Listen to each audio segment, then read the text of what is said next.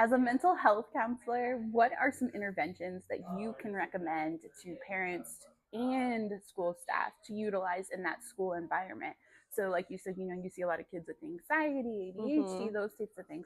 What are some interventions and stuff that could take place in multiple environments? Yes. One of the things that we commonly suggest is a calm down corner or area, whatever you want to call it, but just an area that the child also helps pick what goes in that safe space, because that's exactly what we want it to be, a place where they feel safe, that no one's really going to kind of like come in and intrude on their calm down time. For like, even example, my child, I send her to school. It's tiny. You can put it in a little pencil pouch, but there's all different like fidgets in here. Her favorite characters, she's got Elsa from Frozen, she's got Spider-Man, we have a random llama.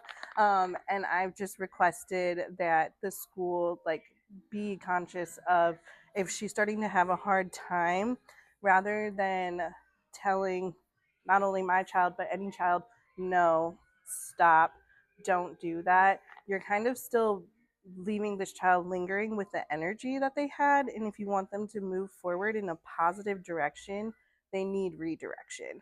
And that's not natural.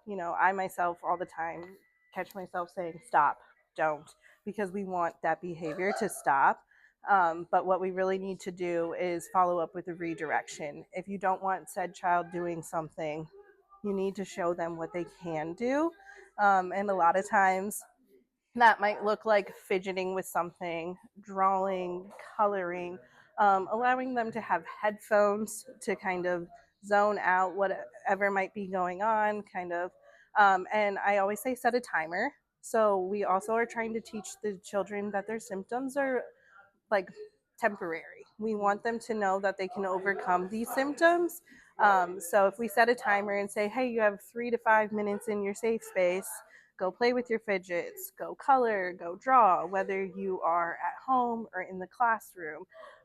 If you are out at the grocery store, I know this could look a little different, but again, if you carry around even something like this that could fit like in your purse, hand it to your kid. Let's walk through the store and like fidget a little bit and redirect our behavior versus throwing ourselves on the floor screaming. But the biggest thing is, we don't want to tell a child to stop how they're feeling. I always say, you're entitled to your feelings. Your feelings are always valid. You're going to be mad, sad, scared, happy, worried. It's what comes from those feelings that we really have to try to control. So we don't want to feel mad and hit a friend.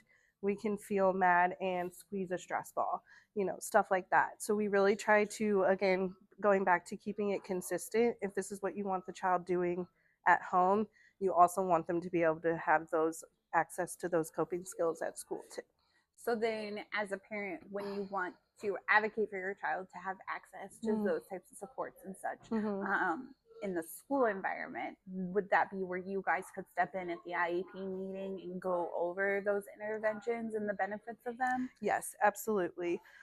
So I think one of the biggest things where there's maybe a little bit of a disconnect with school setting and like mental health counseling environment. I've had a few times where some staff in different schools in multiple different counties that have said, said child isn't having these symptoms at school, so we're not going to include any of this on an IEP.